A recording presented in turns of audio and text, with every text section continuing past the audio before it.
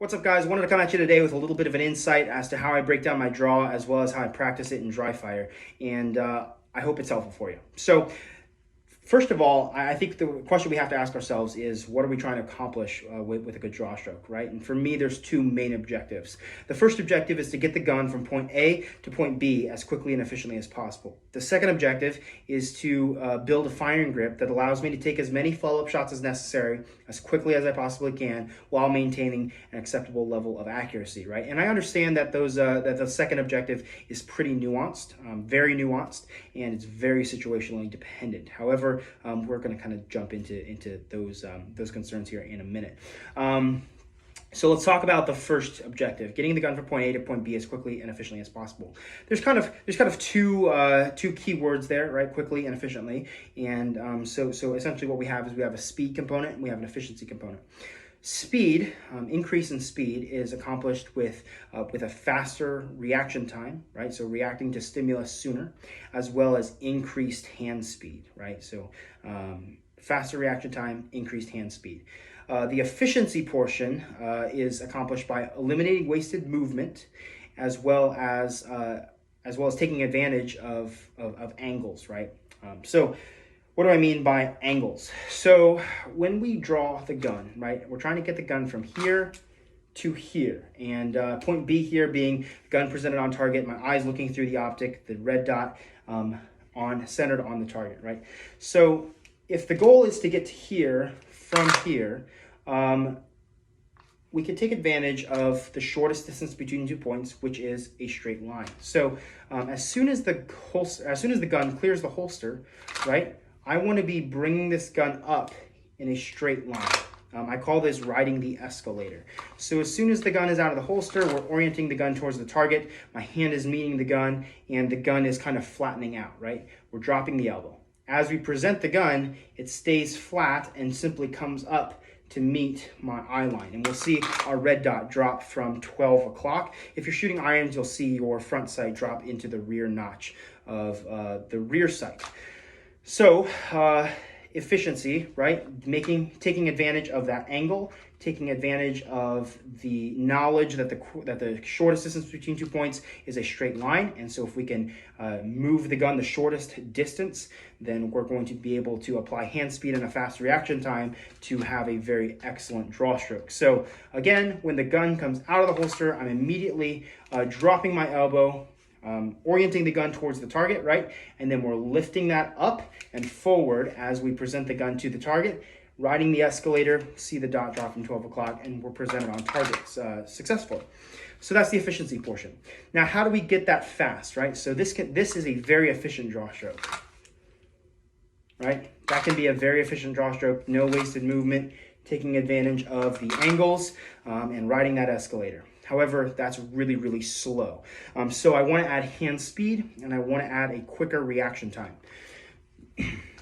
So adding hand speed is going to look something like this. And I've got 0.8 seconds on the timer here.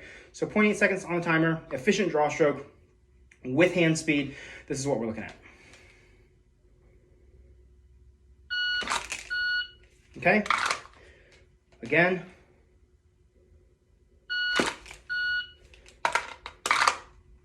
One more time.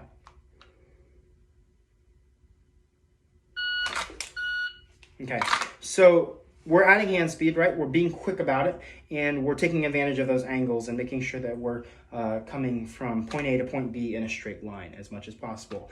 However, the other way to increase speed is to increase our reaction time, right? Or actually decrease our reaction time. So as soon as we hear our stimulus, we're going to move. In this case, the stimulus is an auditory beep, right? So if we start reacting to the beep a little bit sooner, our draw might look something like this. Okay, so now we're beating the par time even more. Okay, one more. Okay, even a little bit later, and you saw I kind of made up for it with a little bit of extra hand speed. So that's kind of the first objective, right? Get the gun out of the holster, and presented to target, right? Presented to point B as quickly and efficiently as possible. So don't incorporate any extra movement. No need to come over the gun and bounce out of it, right? We're just coming straight onto the gun and straight out from where our hands are resting to the gun, presenting it straight out to the target. So that's kind of covering the first objective. All right, so a little trouble with the phone there. It died, but we're back at it here. So we cover the first objective. The second objective is to make sure that that we're building a grip that allows us to take as many follow-up shots as necessary, as quickly as possible, while maintaining an acceptable level of accuracy. Again, I understand this is nuanced, right? However, let's talk about building the grip, right? So really, what I'm trying to accomplish here is building an excellent grip with a good structure behind it. Okay, so. First of all, when my right hand contacts the gun, which is the first hand to contact the gun, there's a couple things I want to accomplish, right? I want to accomplish a very high and tight grip. So I want to jam the webbing of my hand high up into the beaver tail of the gun, like this, right? And from here, I want to flag my thumb upwards. And when my thumb is flagged upwards, I'm exposing all of this part of the gun right here. And so that gives a perfect spot for the rest of my support hand to come in here and take up all of that space. And now I have a lot of hand on my gun. And that's gonna give me kind of an increased friction, increased traction, because we have more gun touching more skin, right? And so that's an excellent thing. So I definitely want to flag my thumb, get that super high and tight, and get my support hand in here. And I want to kind of be applying even pressure throughout the grip of this gun. The way that I'm going to anchor my support hand is my fingers are going to come in here and they're going to lock into these knuckles right in here. Right, you see that? So the fingers are locked into these knuckles, and what we're doing is now we're using that kind of like a door hinge, right? And we're squeezing in like this, and we're squeezing really hard with our fingers, and that's pushing the palm of my hands together. And what also helps that is as I press the gun out, as we ride that escalator up, my palms come together even more. So if you think about it, kind of a door hinge, right? And the door's open like this. When you open that, it applies a lot of pressure right there at kind of the apex of the fulcrum. So as we press as we press our arms out, the palms naturally want to come together, and that again is applying more pressure to the handgun, which is a good thing. The tighter we can hold the bottom half of our gun still, the less recoil we're going to feel. The quicker we're going to be able to get our sights back on target after the first shot, after the second shot, etc. Right? And so the sooner we get our sights on target, the sooner we can press the trigger again, and the faster we're shooting now. So that's kind of what I'm trying to accomplish with my draw as well. So a couple things. As we press the gun out, right, and it's because it's squeezing tighter and tighter, so that once we get to full presentation, we're squeezing really hard on the gun. That means I want to get my support hand on the gun nice and early. So the way I'm going to accomplish this is I'm going to bring my support hand over to my stomach, right, and I'm going to index it off my stomach. So I'm going to bring my hands to the same place every time. Obviously, the hand is coming to the gun first. My right hand is coming to the gun first. My left hand is coming to my stomach, and it is kind of finding its home there as we draw. So on the beep, our hands will move together, coming together, and as soon as this gun starts leveling out here, you can see that my support hand now is coming onto the gun and getting on there really early. So my support hand is really completely built by the time I get here, and from here all it is just presenting the handgun up to my eye line.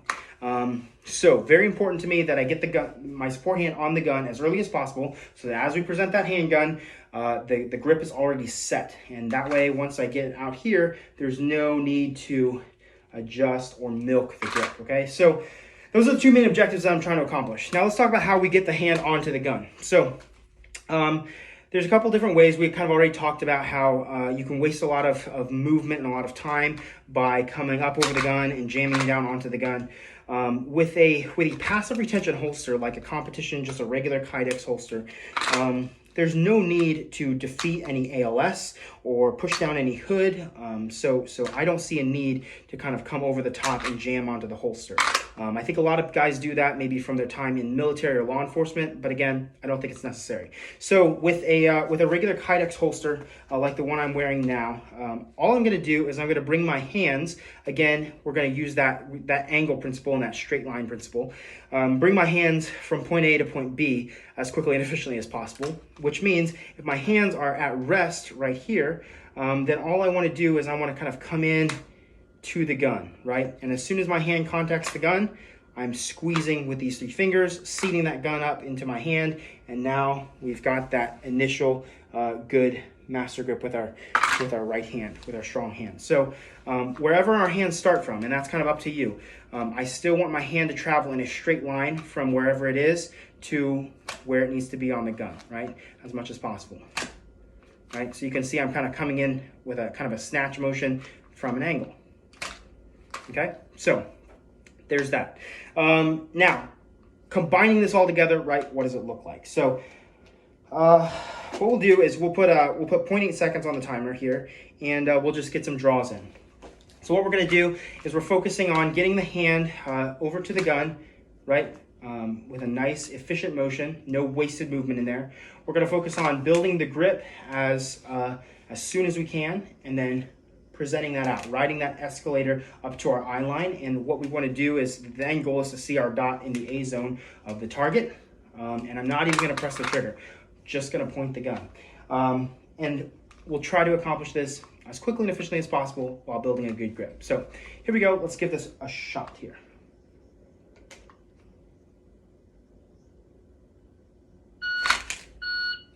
Okay. Try it again.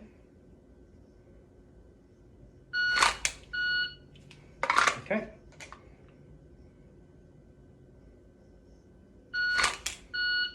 Okay, so trying to kind of think about all those things. It's a lot to think about, right? But that's why it's important to kind of know what we're doing and break it all down. We're making that part-time pretty easily. So let's go ahead and drop this down to 0.7 and see what we're doing from there. And now when we start dropping the part-time, right, we're gonna have to figure out how to make, how to gain a little bit of time. The most common place I see that there's a lot of time lost is in that reaction time, and I struggle with this myself. So what I want to do here is I want to make sure that I'm reacting off the timer as early as physically possible. 0.7 seconds. Here we go.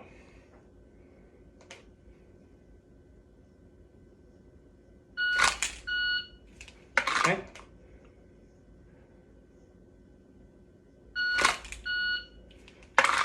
One more. A little late off the timer there. We'll try it again. Whoa, got that twitch. All right, so you can see I'm kind of antsy, right? I'm waiting for that timer. I'm really hungry for it, and that's just the way you need to be able to kind of start really pushing the limit on the speed here. Let's try it one more time. Let's drop the part time one more time to 0.6 seconds and see how we're doing at 0.6. Here we go.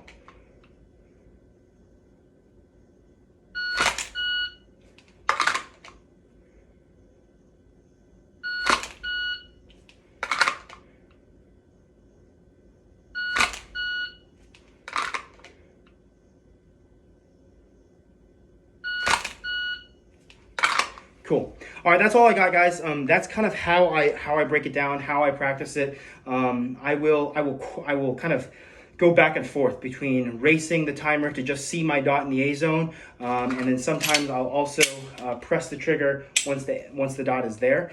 I have to be careful with that though, because a lot of times I can kind of push myself too hard, and I want to pull the trigger before my dot is actually in the A zone.